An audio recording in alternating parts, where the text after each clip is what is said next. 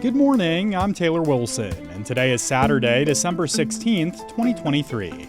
This is The Excerpt. Today, Rudy Giuliani has been ordered to pay a massive sum of money to Georgia election workers he defamed. Plus, Israel's military says it has mistakenly killed Israeli hostages. And we look at the effect of the fentanyl crisis on Native American communities. A federal jury has ordered Rudy Giuliani, the campaign lawyer for Donald Trump, to pay $148 million in damages to two 2020 Georgia election workers for falsely accusing them of election fraud. There was an audible gasp in the courtroom when the jury foreperson read aloud the damage awards for Ruby Freeman and her daughter Shay Moss.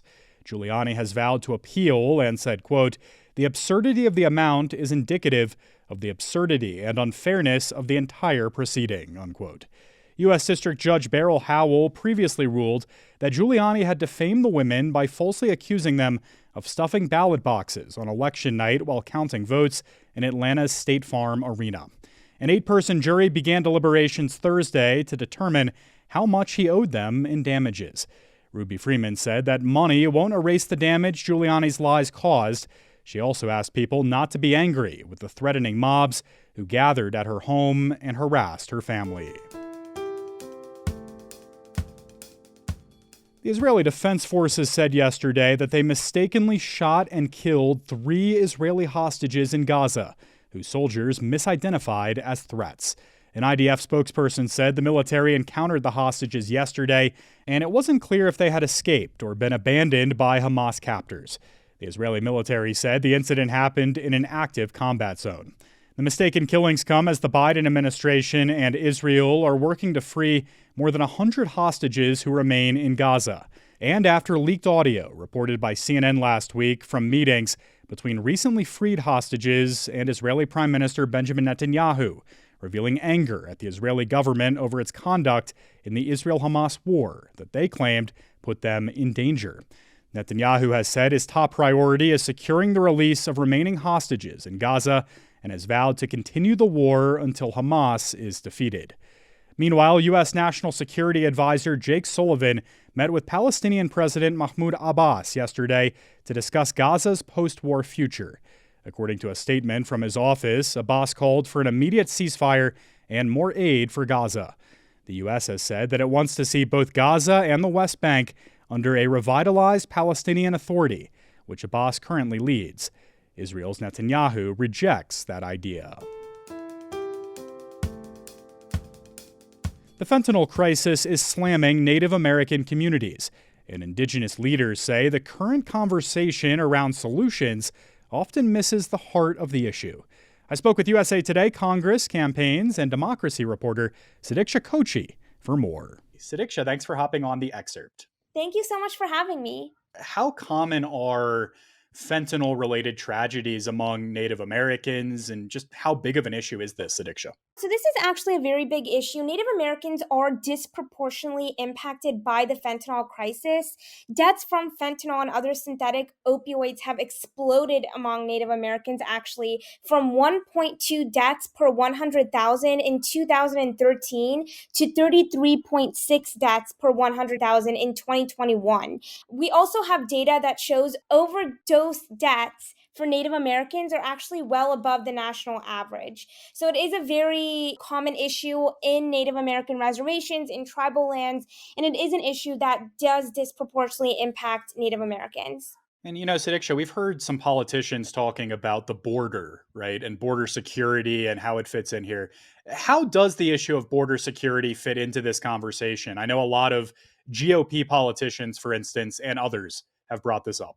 Yeah, so this is actually a common talking point among a lot of Republican candidates. Every single time that they hit the debate stage or on the campaign trail, when voters ask them, how would they address the fentanyl crisis, the border is kind of the first solution that they bring up.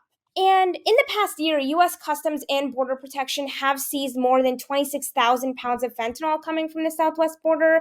And so that's why a lot of Republican candidates kind of focus on the border when it comes to enforcing a solution to the fentanyl crisis. For instance, former President Donald Trump, who is the 2024 GOP frontrunner, said in a campaign video that drug cartels were waging war on America and that now it's time for America to wage war on cartels. Florida Governor Ron DeSantis said during the third GOP debate in November that as president, he would send the military to the border. He also supports building a wall, which is something that the Trump administration did not accomplish, and categorizing Mexican drug cartels as foreign terrorist organizations. Both businessman Vivek Ramaswamy and former South Carolina Governor Nikki Haley have also wanted to take action against Mexico. And Sudiksha, what other factors are playing a role here, and what do Native American leaders want for solutions? Yeah, so the biggest thing that I think Native Americans want the GOP candidates to know is that the border is not the only solution to fighting the fentanyl crisis.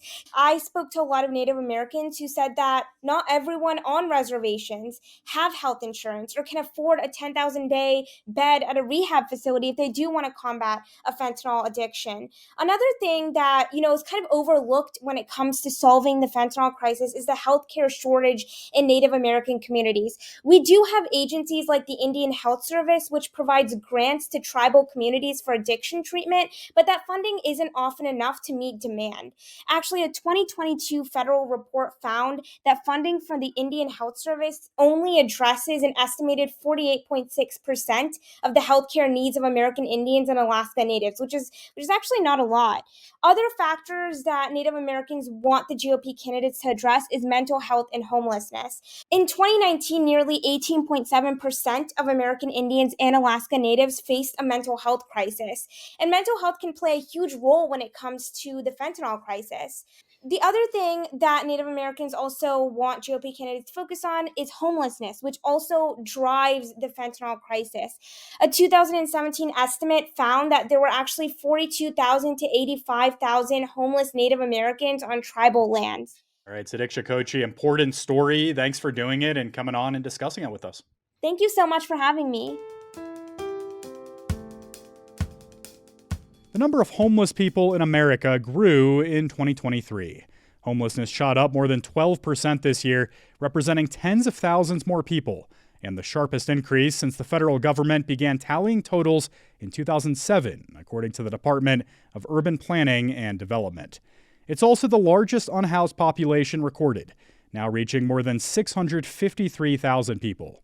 A number of factors are at play, but the cost of housing is part of the story. Workers must earn double the federal minimum wage to afford a two-bedroom rental in every state, according to data from the National Low-Income Housing Coalition. For a deeper dive into this topic, be sure to check out my colleague Dana Taylor's special episode this week, talking about potential solutions to the housing crisis with Mary Cunningham from the Urban Institute. We have a link to the episode in today's show notes. A popular payment plan offered by retailers promises no interest if you pay off your purchase within a set period of time. It sounds good until you read the fine print. I caught up with USA Today personal finance reporter Daniel Visé for more. Daniel, thanks for hopping on. Always a pleasure, sir. So Daniel, what are these deferred interest plans? You walk into a big box retailer and you pick out your $1,500 refrigerator, and you're told that you can take it home with no interest as long as you pay it off within 6 months or 12 months. It's a zero interest payment plan. And I've used it. Lots of us have used it. They've been around for many years. And Daniel, just how popular are these really with Americans? They're really popular. I didn't realize quite how popular. I think $60 billion in sales in 2020, which is the most recent year. Now, the buy now, pay later is growing, but it's still, I think, much smaller. So it's a really, really popular way to buy stuff that's a little more than you can fit into your, weekly budget. And what concerns do consumer advocates have about these? Quite a lot. And here's the reason. It's sort of counterintuitive, but the deal is you're supposed to pay it off, by the end of the promotional period. If you do that, if you pay off every dollar of it in the 6 months or the 12 months, then you have no interest due. But if you fail to pay it off, even if $1 remains on the balance, then you have all of the interest due. And that means, and this is the counterintuitive part, you will owe interest on debt you have already repaid. And I guess some people in the personal finance space would say that's positively un-American. Well, can deferred interest be a useful tool for some people, Daniel? As I said, I've used it myself. If you're the kind of person who is good about keeping track of these things, it can be a marvelous way to buy something that, again, costs more than you might have in your weekly paycheck. Let's say it's a big television. Back when those cost a lot, I bought one. A refrigerator, a stove, a home improvement project. You can put them on these plans. You're basically getting, in most cases, a store credit card. If you don't already have one, you'll get a new one, and the purchase goes on that card.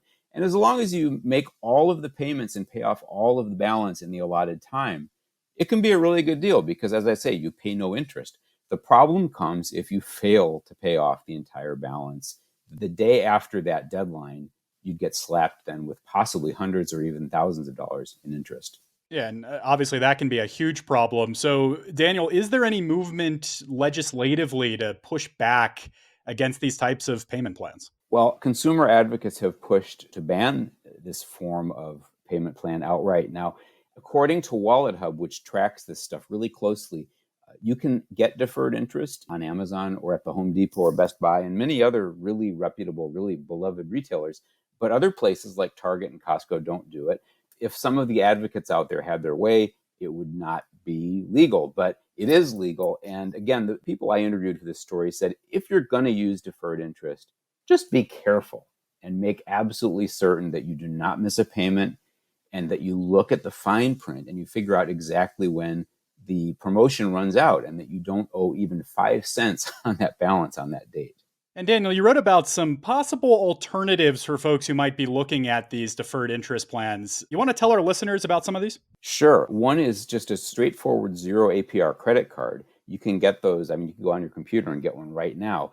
Those are just across the board zero interest credit cards. You can put any purchase on them. And the zero interest period might be 15 months or 18 months. And for those months, you pay no interest. Now, the difference, and this is crucial, is that at the end of that promotional period, you will then owe interest going forward on the remaining balance, but they won't retroactively charge you interest that's been deferred. Also, buy now, pay later, it's somewhat controversial, but the experts I interviewed said it's probably preferable to deferred interest because buy now, pay later, it's basically an installment purchase. You might pay in 5 or 6 installments. And often those do include some interest and fees, but often they don't, and you can shop around. So it might be preferable. All right. Daniel Visé covers personal finance for USA Today. Great info and advice as always, Daniel. Thanks so much. Happy holidays. Thanks for listening to The Excerpt. I'm back tomorrow with a special episode looking at the current conversation around pay to play for college athletes. You can find the episode right here on this feed. And thanks for listening to The Excerpt. If you have any comments, you can find us at podcasts@usatoday.com. I'll be back tomorrow with more of The Excerpt from USA Today.